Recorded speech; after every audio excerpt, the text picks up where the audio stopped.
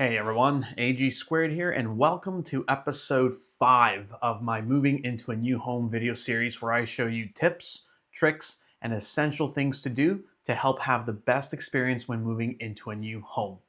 In the initial episodes, we covered a wide range of things.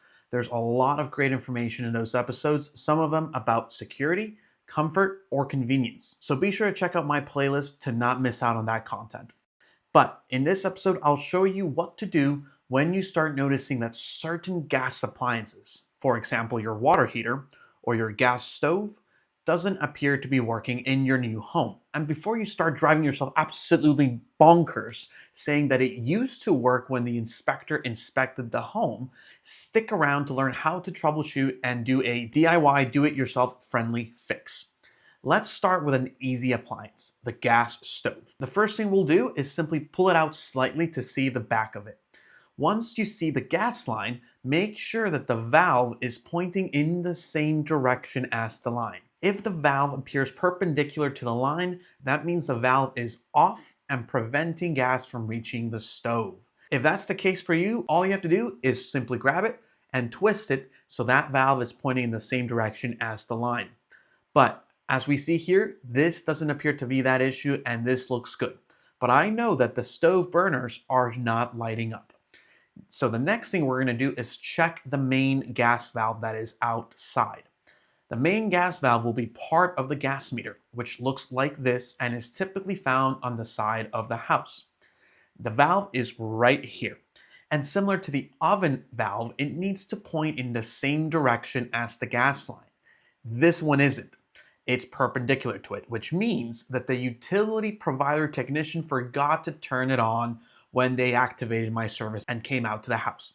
SMH. But we all make mistakes. It's not that big of a deal. All you have to do is take some pliers and rotate it just like this. Once you rotate it, you'll actually hear a pop. It's okay. This is normal and an indication that gas is now being delivered into the home and to any of your gas appliances. Okay, let's go back and see if the gas stove now works. And look at that, folks. Let there be fire.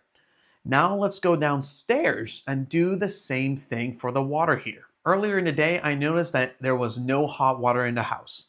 I then realized that the water heater didn't have the pilot flame on, and when I tried to turn it back on, it never started. Well, we now know why, and now that we've turned the gas back on at the main valve, let's go back downstairs and try it out again. Here's our water heater, and per the instructions, the knob needs to be in the pilot mode, which it is, as we can see here. To turn on the pilot flame, we need to press and hold the knob down, and then press and release this button. After doing this a few times, I noticed the pilot flame lit up. And then simply turning the knob to mode A resulted in the flame lighting up.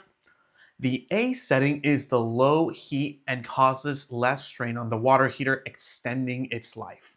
Mode B will deliver more heat and therefore quicker hot water. And mode C will deliver the most heat and the fastest hot water. The higher the heat intensity, however, the more strain your water heater will endure and therefore reduce its lifespan. Just something to think about.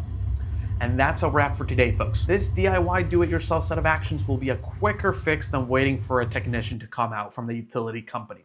I hope you found this video informative on what to do if your gas appliances aren't working when moving into a new home. If it did, please consider liking the video and sharing it with your friends, family, coworkers, neighbors, and the rest of your social circle.